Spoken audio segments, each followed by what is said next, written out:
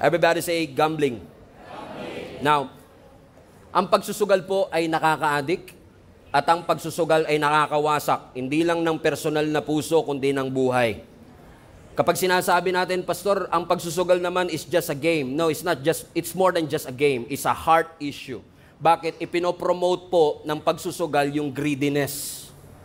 And every time we gamble, pakiramdaman natin laro lang siya, every time magsusugal tayo, yan po'y senyales ng kawalan natin ng tiwala na ang Diyos magpo-provide ng ating pangangailangan. Yung bagay, yung resources, yung pera na ipinagkatiwala ng Diyos sana sa iyo, you are trying to put your hope and confidence sa game of chance kesa sa Diyos. Ano ang sabi ng Bible? Trust the Lord your heart, trust the Lord your God with all your heart. It doesn't say trust the sweepstakes with all your heart. Hindi sinabing trust, ayoko ng pangalanan nyo online game, baka pag di nyo alam, curious pa kayo, laruin nyo, piso lang naman, magiging 5,000 daw. Okay? Okay? So trust the Lord with all your heart and lean not on your own understanding. And I've seen and I've known personally, marami po akong kilala personal, na mga maayos ang buhay, maganda ang mga trabaho, maraming na-invest na mga property na ngayon po ay baon sa utang. Nagsimula lang po sa panalo. In fact, if I may tell this story, one time, after nilang mag-work, binigyan sila ng tip. Tip lang ng kanilang kliyente at inaya siya ng kaibigan niya. Sabi niya, tara, mag-casino tayo.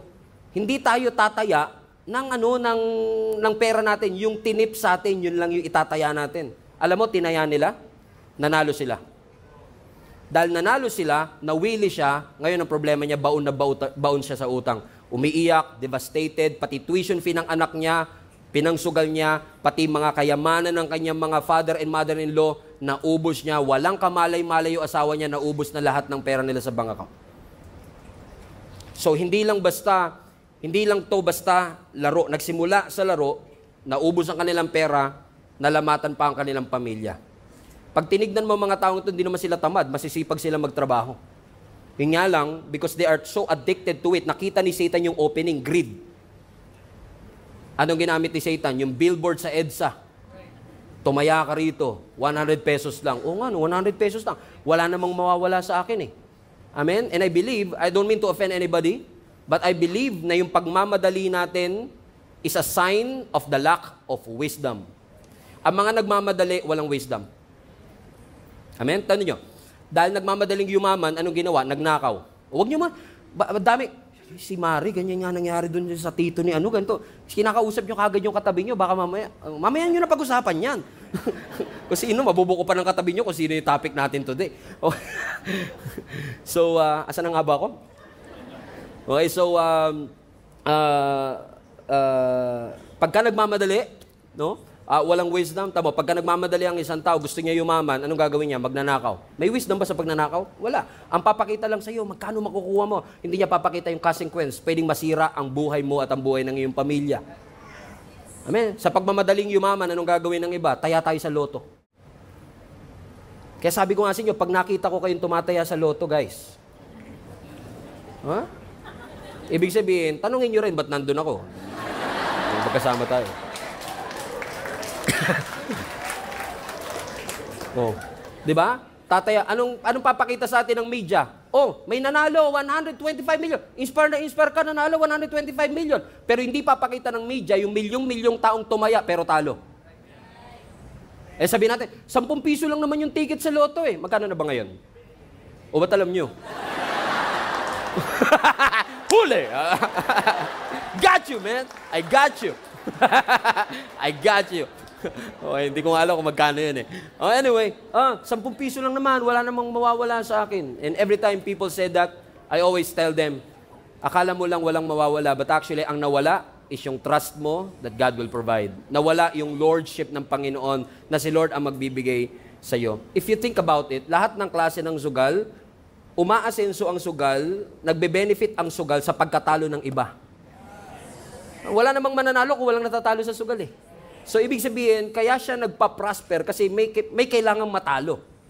I mean, nag-guess yung sinasabi ko mga kapatid, unfortunately, it has become a stronghold na nagli-lead sa pagkabaon sa utang at pagkawasak ng maraming pamilya. What is the Bible saying about this one? Buksan po natin ang 1 Timothy chapter 6, verse 9 to 10. Sabi na scripture, Ang mga nagnanasang yumaman, sabi mo sa katabi mo, parang ikaw topic today. Ang mga nagnanasang yumaman ay nahuhulog sa tukso.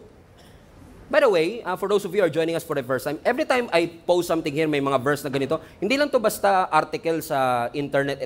I mean, dito po siya talaga galing sa Bible. Dinigitalize lang po natin, just in case, because I've heard na minsan, nakala nila parang iniimbento lang natin, may quotes lang yung nilalagay natin dito. No, it's really the scriptures that we are putting it here.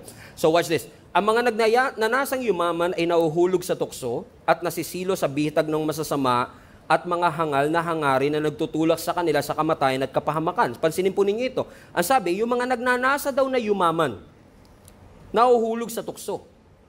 Nadadaya at nahuhulog sa bitag ng masasama at mga hangal na hangarin.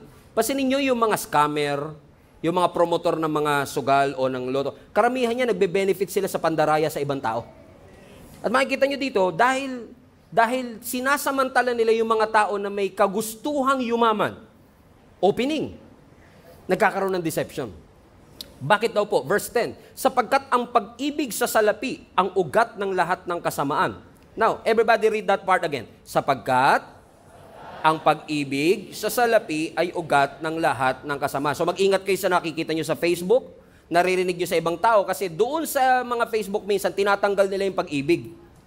Ang sinasabi lang nila, ang salapi ang ugat ng lahat ng kasamaan. Hindi po ganun ang sinasabi ng Bible. Ang pag-ibig sa salapi, hindi salapi itself.